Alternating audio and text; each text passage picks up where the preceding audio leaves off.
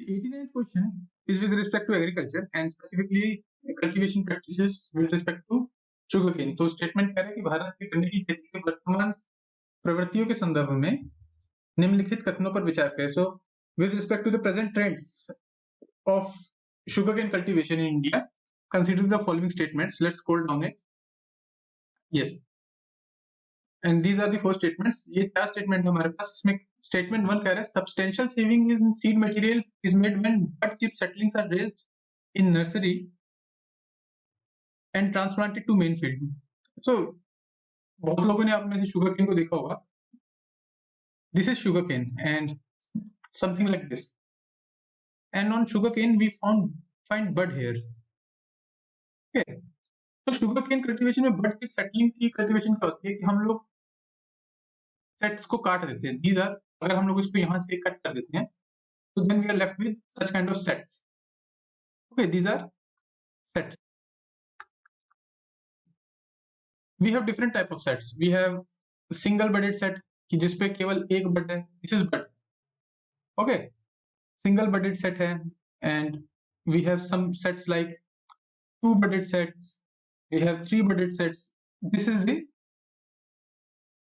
type of sets we have in sugarcane. हम लोग इसको डायरेक्ट प्लांट कर देते हैं. फील्ड में भी एक ये तरीका है.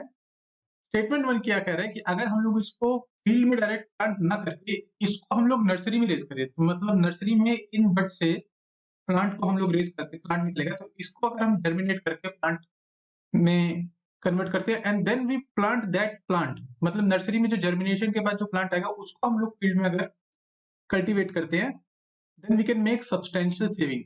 ऐसा स्टेटमेंट 1 कह रहा है. स्टेटमेंट 2 इज सेइंग दैट जब भी हम लोग डायरेक्ट प्लांटिंग करते हैं सेट की, whenever direct planting of set is done, germination percentage is better with single budded set. मतलब single budded set में से germination ज्यादा अच्छा होता है as compared to multiple budded. ये multiple budded है हमारे पास. ऐसा statement 2 कह रहे हैं. Statement 3 is again saying that in bad weather conditions, when set are directly planted, single budded cells have better survival rate as compared to large set. मतलब जो single budded set है, again the question is about कि हम लोग sets को directly plant करें field.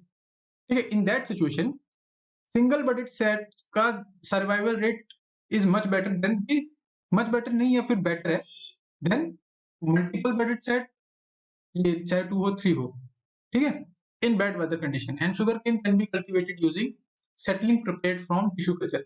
Now use logic even if you don't know the answer, even if you are not acquainted with the knowledge of sugarcane plantation and you are not acquainted with sugarcane cultivation practices, even then just use the common sense. एक बड है, इसमें से इसका germination होगा और germination होकर plant में convert होगा and that plant then will get converted into sugarcane. अब आपने इसको डायरेक्टली प्लांट कर दिया फील्ड में and all your beds are placed on this single bud. अगर ये बड जर्मिनेट नहीं होता है तो ये सेट आपका खराब हो गया. This set is wasted. In case of multiple beds, मान लेते हैं ये बड खराब हो गया आपका, या फिर इसमें तो 2 बड जर्मिनेट ही नहीं हो पाए, केवल एक ही बड जर्मिनेट हो पाया और इसमें से भी केवल एक ही बड जर्मिनेट हो पाया, तो इसमें केवल आपको सक्सेस रेट 50% चाहिए तब भी आपको एक शुगर केन की यील्ड मिल जाएगी.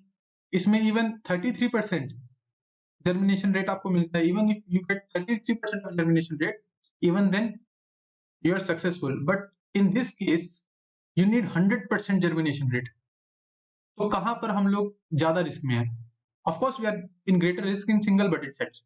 तो कभी भी जब डायरेक्ट प्लांटिंग होती है सेट की, germination percentage is better with single but no, it is not correct. Germination percentage is better with 50%. Suppose इसने 100% yield दिया, इसने भी 100% yield दिया और इसने भी 100% yield दिया. So in this case we have 2%, 2 times yield. In this case we have 3 times yield. Just go through common sense. Okay, so statement 2 is incorrect. Again, statement 3, if bad weather condition prevails, when sets are directly planted, single bud set have better survival rate. फिर से वही बात, bad weather condition की वजह से अब single bed को कोई भी दिक्कत इसमें आ गई, ठीक है, तो इसके मान लेते 50% एफिशिएंसी रहेगी या 50% इसके अंदर न्यूट्रिएंट्स रह पाए, इसके बाद भी इट इज नॉट पॉसिबल कि वो जर्मिनेट होकर वो हम लोगों को यील्ड दे पाएगा जो 50% न्यूट्रिएंट रेंज में ये 3 बडेड सेट और 2 बडेड सेट दे सकते हैं। Again there at greater risk with single budded set. अगर कुछ भी हो जाता है सिंगल बेड को, एज आई सेड 100% हम लोगों ने अपनी बेड्स को प्लेस कर दिया सिंगल बेड पे, और उसको बैड वेदर कंडीशन की वजह से अगर हल्का सा भी खराब हो गया या फिर यील्ड उसकी अच्छी से नहीं आ रही है, then our yield is agriculture yield, or I should say sugarcane yield is jeopardized. So statement 3 is also incorrect. So 2 is incorrect, 3 is incorrect, only on the basis of logic. 2 is incorrect, 3 is incorrect. We are left with only option A. Okay. Why substantial saving in seed material can be made अगर हम लोग उसको nursery में race कर रहे हैं? हम लोग सबसे पहली बात है, नर्सरी में अगर रेस करके ला रहे हैं प्लांट्स को, तो हम लोगों को इस बारे में सोचने की कोई दिक्कत नहीं है कि ये बेड ट्रांसप्लांट जर्मिनेट होके एक प्लांट बनेगा कि नहीं, बिकॉज उसको हम लोग ऑलरेडी जर्मिनेट करवा चुके हैं। So substantial saving in that context, we can make substantial savings in seed materials. Okay. Or sugarcane can be cultivated using seedlings prepared from tissue culture. Yes, it is a common practice nowadays. Not common practice, but emerging practices. Tissue culture से हम लोग settings को prepare कर रहे हैं और then हम लोग शुगरकेन कल्टीवेशन को अंडरटेक कर रहे हैं. So option C is the correct answer. Let's see the detail answer and explanation here. We are given option C as the correct answer, and just in the explanation we mentioned that why statements 2 and statements 3 were incorrect, and for greater understanding of the subject or the topic, go through these references. So this was our question. Let's see the next one.